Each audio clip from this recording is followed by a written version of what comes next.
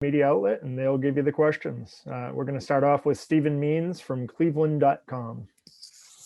Hey, Pete, now that you've moved to will linebacker, when you watch Travis Etienne on film and what you know from last season, is he more dangerous to a defense as a pass catcher out of the backfield or as a runner between the tackles? Yeah, the thing to mention about him is he's so versatile with ways he can attack you on defense, and he can run the ball very well. And it's shown when defenses have gotten lazy and gotten out of their gaps, and he'll expose them, and as well as he can catch the ball on a screen and go a long way. So he's very versatile, and he can beat defenses whether he's running the ball or passing the ball. They're both threats, and obviously very important working in them both.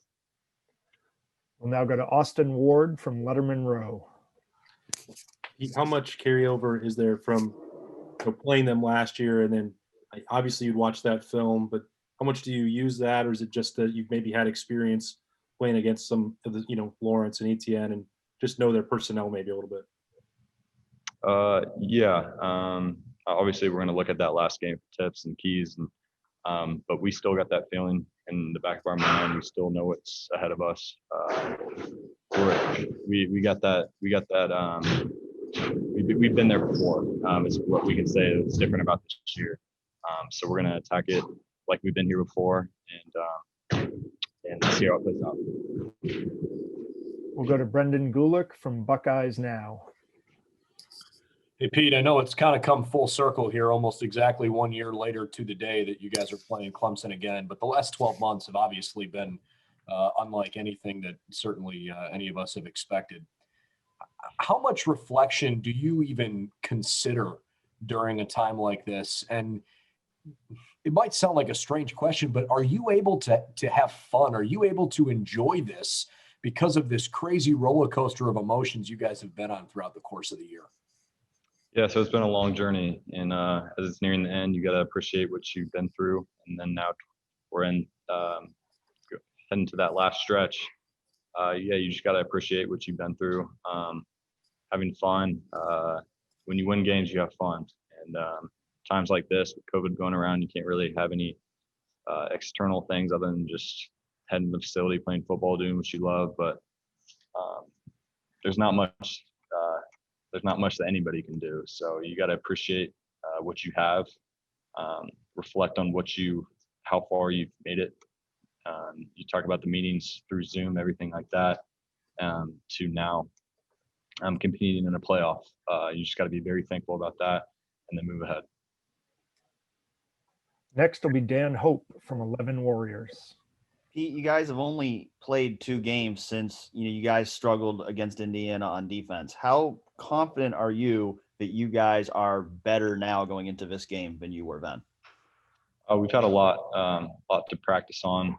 We've seen our issues on film, and we've worked well with that. We've just been working great as a team defense, and the chemistry that is being built over time is really showing. I just can't wait to show the nation, show everybody that it has paid off, that we've bounced back from the issues that have come up on film. Next will be Bill Rabinowitz from Columbus Dispatch. Hi, Pete.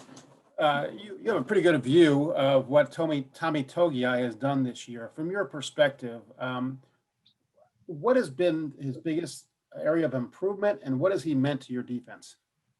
Not just Tommy, but Haskell. Those guys in the middle, they're fighters. They're guys that have spent so much in the offseason gaining strength, speed, knowledge of the game, and one of the biggest things I think of is confidence. He's understanding his role on the defense and how big it is, and him stepping up the plate and doing what he's been doing is not. I mean, that's what you ask for a 3 tech, for 1 tech on Ohio State's defense. But he's really stepped to the plate, and it shows from his confidence on the field. He's one of the smartest guys on their defense, and it really shows, as well as being very athletic in that interior spot. Next will be Tim May from Letterman Row. Yeah, Pete, indulge me here.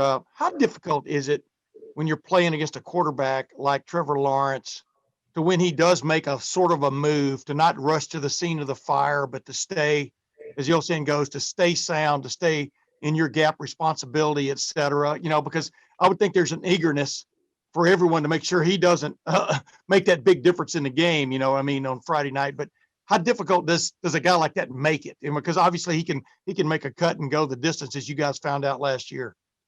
Yeah, so from last year, we've obviously learned that big plays, giving up big plays were the key. Some of the keys where we lost that game. It is very difficult when you have a dual threat quarterback like Trevor. He's very, very good. He can scramble. He can throw the ball very well. That just makes it very, very tough, but a great challenge on this defense. We just got to, again, go out and show it. But I credit the kid. He can do a lot of things, but we just got to stay focused, disciplined as a defense, and not be overly aggressive, I guess. Next is Dave Biddle from 24/7 Sports. Thank you. Pete, you do so many things for this defense, and you're a 3-year starter. You've seen a little bit of everything during your career. How would you describe the evolution of your game personally? Is this kind of what you expected when you came to Ohio State? No, I had no idea what I was going to expect. I feel like that's the same for a lot of guys that come in here. You just try to find that role, and then once you get into that role, you just kind of move on from there. I feel like evolution coming in as a special teams guy, and then working my way up to a starter, and then being one of those starters that can really lead the defense and be one of those leaders of the team that other guys on the field can count on. If they got a problem, they come to me. Just my knowledge of the game has increased, and I credit the coaches for that. Thank you. Next up is Nathan Baird from Cleveland.com. Pete, you mentioned the versatility that Travis Etienne has, but that's the same way that Clemson talks about your linebacker group, kind of the versatility that all you guys have. Is this sort of the matchup that you guys have been sort of building towards since last year? Like you moving over, Barron moving over, was it to kind of set up for to face off against an athlete like Etienne? I mean, maybe. I don't know. It wasn't my decision. It was the coach's decision, and I kind of just did what they told me to do. This might be their plan, I guess. But then we're going to see. I think our versatility matches up with their versatility. I think it's going to be a great matchup. I'm just looking forward to it. We'll now go to Joey Kaufman from the Columbus Dispatch. Pete, what has Ryan Day been like throughout this whole season as a leadership perspective for you guys, going back from August to the restart in September to the restart, stop, cancellations of the last month? How has he been like as a coach, kind of leading you out through a season like this? Yeah, he's been for the players first. We talk about so many obstacles getting in our way. Adversity is what he's challenging us with. He's just a guy that is always going to be there for you. He asks the players consistently what he needs of them and what we can do for him. He's just a guy that you want to be next to. You want to be surrounded by his leadership through times like this, and to be able to make it to a playoff, credit him and his leadership. Our final question will come from Patrick Murphy with 24/7 Sports. Pete, to piggyback off of Nathan's question about your guys' versatility, with the way you've moved around this year, what do you expect your game to be like in comparison to what it was last year? How do you expect it to be different in terms of where you will be and what you'll be matching up with? Yeah, without going into any scheme, we're going to have to see when the game comes how matchups look. But obviously it's going to be a little bit different considering I'm a different position. But yeah, can't go into any scheme like that. But yeah, matchups will look a little different.